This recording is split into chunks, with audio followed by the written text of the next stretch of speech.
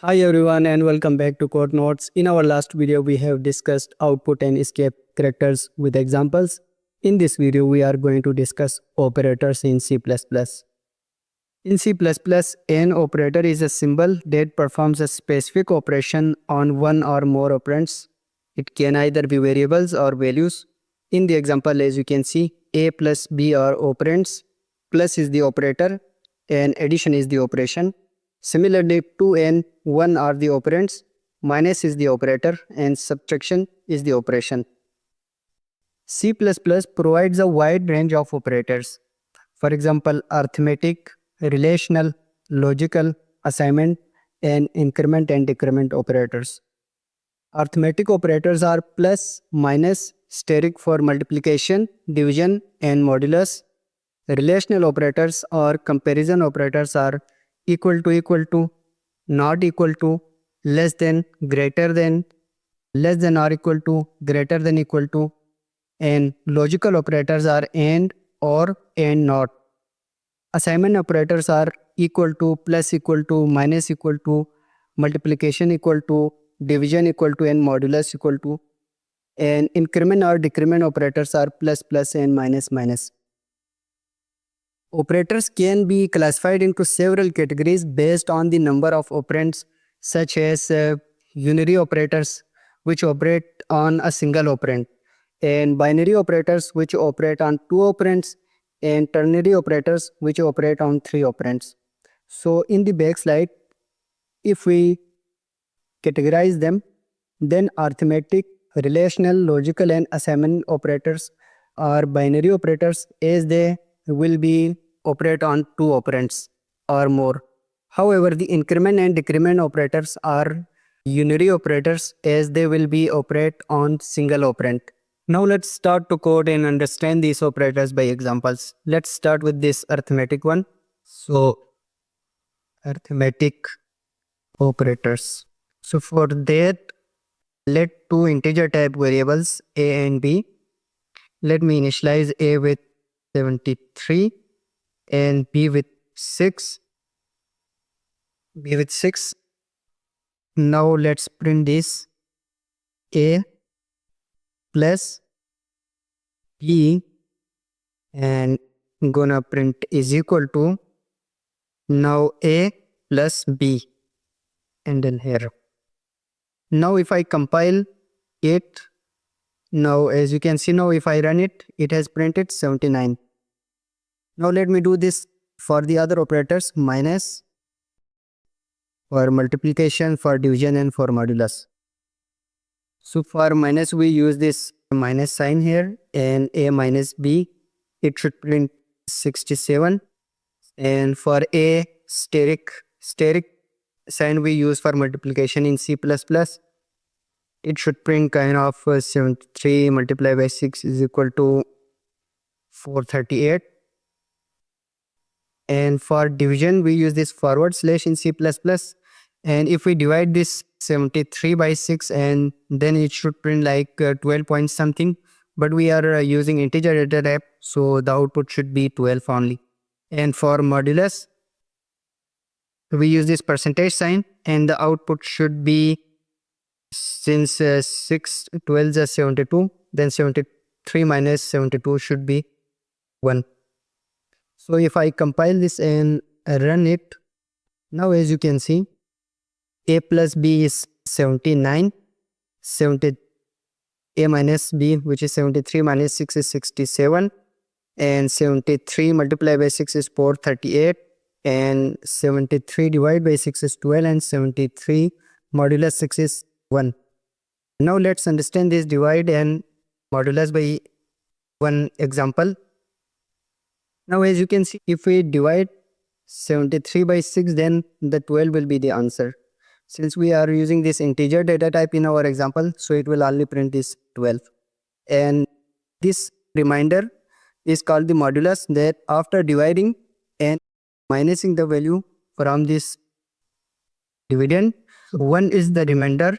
So this is the modulus or remainder value. After subtracting this 72 from this 73, there is 1 remaining, and this is called modulus or the remainder value. this is the example for better understanding the code. So if we jump to our code and if I compile and run it, now as you can see that 73 modulo 6 is equal to 1.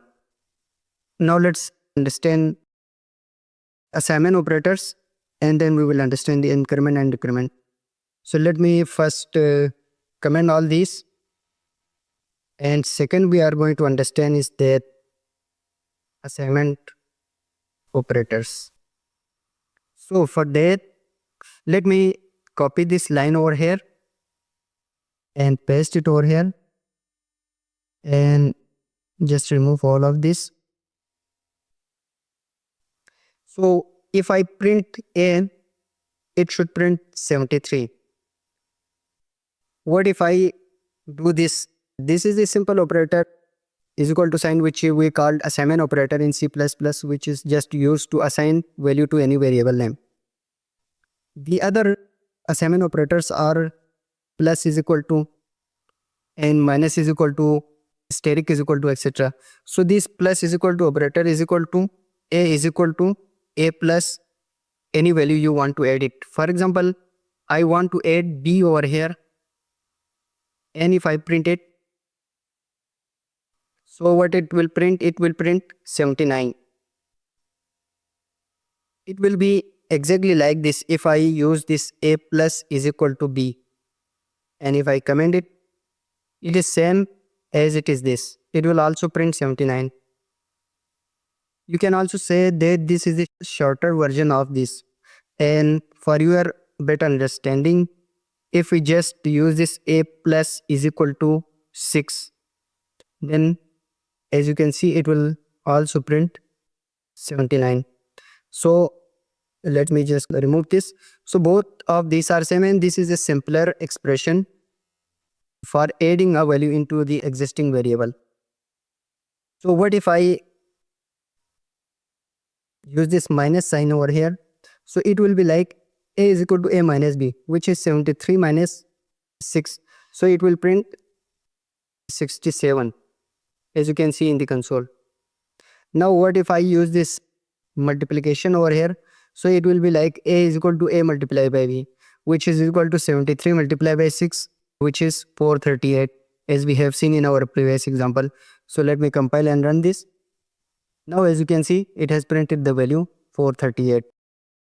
This is for division. What if we use this division sign over here?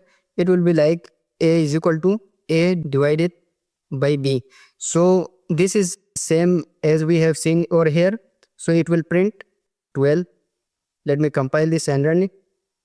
Now as you can see, it has printed 12. And for modulus, if we use this modulus sign over here, so it will be like this. Same exactly we have printed over here. Let me comment it out. And if I compile and run it, now as you can see the remainder value is 1 it has printed. The only difference is over here is that we are storing it in the same variable. So this is for the extension of the assignment operator, where we are using it in the using the same variable, and after the calculation we are storing this calculation in the same variable. So these are the examples of the assignment operator. Thirdly, let's discuss the increment and decrement operators. Increment and decrement operators. So for that we use plus plus and minus minus. And what these operators do is that these increase or decrease the value of a variable by only 1. It is exactly like if we use it with A plus plus, it is exactly like A is equal to A plus 1. It only adds the value by 1. And here are two more cases. One is pre-increment and pre-decrement, and the second one is post-increment and post-decrement. So basically you can use the operator before the variable and after the variable. So if you use the operator before the variable, it is called pre-increment and decrement. If you use it after the variable, then it is called post increment or post decrement, a plus plus or a minus minus. So these are post increment and decrement. And thirdly, these increment and decrement operators are categorized as a unary operator because they operate on a only single operand. So unary operators. Now let me show you some example to understand this better. So if I use this post increment on a variable and if I print it, see out, this is a and a endl, and if I compile and save it, it will only add 1 to a and it will print 74. As you can see, it has printed 74. And if I use minus minus over here, it will print 72 because it minus 1 from the a, which is 73. You can also use this before the variable name. In this case, it will also print 72. And if you use plus plus over here, then it will add 74. But what is the difference between this pre-increment and post-increment or pre-decrement and post-decrement? So let me show you example. To understand that better, we use this inside the printing line. And if we use this inside this printing line, and if I compile and print it, now as you can see, it has printed 73 over here. So what does this post-increment or post-decrement do is that it firstly use the value already stored in a, then increase 1 to it. So if I reprint this a in the next line, then the next time it will print 74.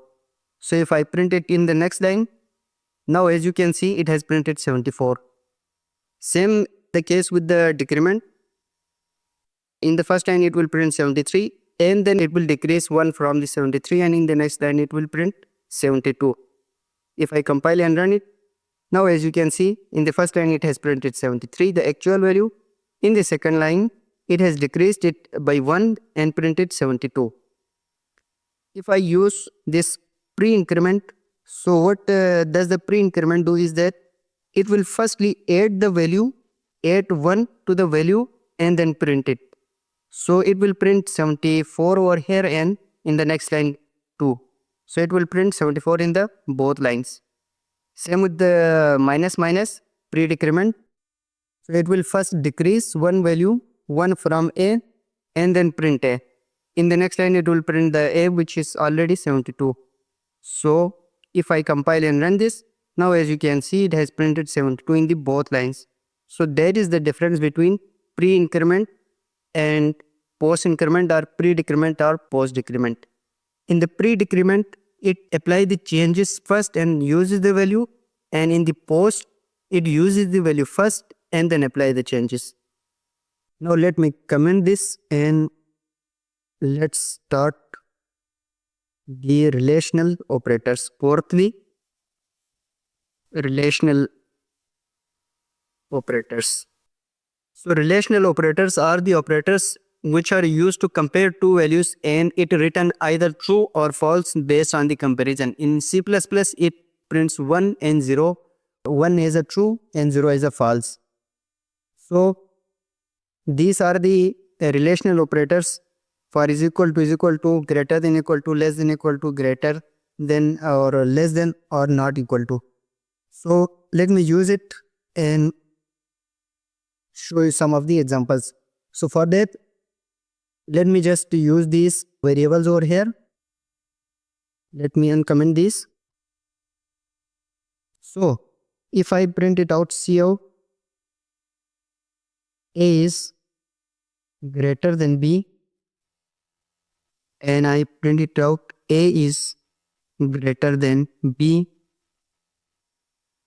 and E and L here. So if I compile and run this, it will throw an error over here because as you can see, it has thrown over here at this. So in C++, this is a keyword we use to take input from the user. We will explore that scene in taking a user input in our later videos. So for now, we have to enclose this operation inside a braces.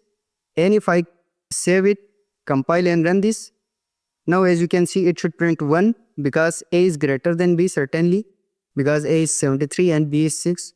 So it has printed true. What if I check is if A is equal to B? So it will print false because A is not is equal to B. A is surely greater than B. So it will print 0. Let me just copy this line and paste it for each operator. And this is for A greater than. And this is for less than or equal to. And this is for greater than only.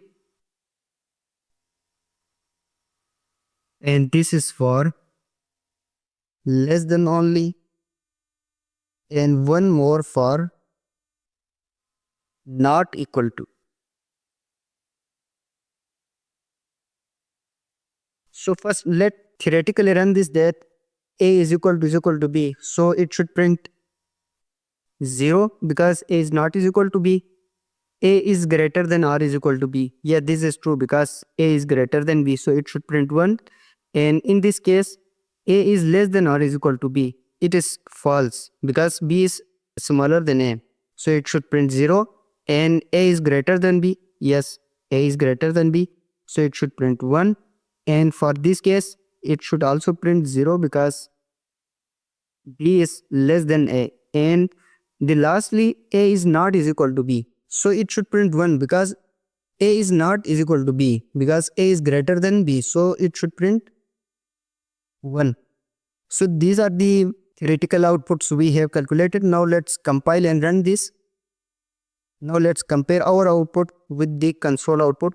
As you can see, A is equal to B, 0, 1, 0. And A is greater than B, true. A is less than B, false. And A is not equal to B is true. So these are the relational operators we use to compare two values, and based on the operator comparison, it return 1 or 0 in C++. So these relational operators are binary operators, and the operators we discussed before like assignment and arithmetic operators, those are also categorized as binary operators because they operate on two operands like A and B. And in the arithmetic, as you can see, it is taking two operands on plus operator A plus B. And in the assignment operator, it is also taking two operands A and B on the modulus operator. Finally, let's discuss the logical operators. Logical operators. So logical operators are the operators which are used to check multiple conditions. So in C++, we use this for logical and it returns true if both conditions are true.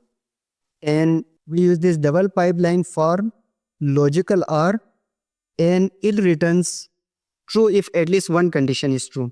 And we use this exclamation mark for logical NOT, and it returns the opposite. If condition is true, it will return false, and if condition is false, then it will return true. To check this, let me take two variables of Boolean data type, bool A is equal to true and B is equal to false. Since we have used A and B before, let me check this and let me comment this. If we do not comment this, it will throw an error because already declared and initialized. So now if I write this cout, A and B, and again we are enclosed in it inside a braces, A and B, B and DL. Let me give a space here, and if I compile and save it, what do you think it should print? It should print false because both one is true and one is false. In the AND operation, both condition must be true. So if I compile and run this, now as you can see it has printed 0, means the condition is false. Let's check for the other two operators, and that is or and or not. We will just use single. As in the slides we have seen that this not is also a unary operator, so it will operate on a single operand. So in the case of OR, it should print true, because as the condition is that at least one should be true. A is true, so regarding the value of B, it will print true. And in the case of NOT operator, our B is false, and if we use NOT with the B, it will print true, because it will print the opposite of the condition. So if I compile and run this, and let's compare the output of console and ours. A and B, it has printed 0. We have also predicted as false. And for OR operator, A or B, it has printed true, and the console also printed true. And for B, the actual value of B is false, and in the console it has also printed true, because the B value is false and we use NOT operator with it, so it has converted it to true, and it has printed the true in the console also. So these are the operators we use in C++. That's it for today's video. If you like the video, give it a thumbs up and do not forget to share the video and subscribe to CodeNodes. We will explore further topics in our coming videos. Thank you for watching.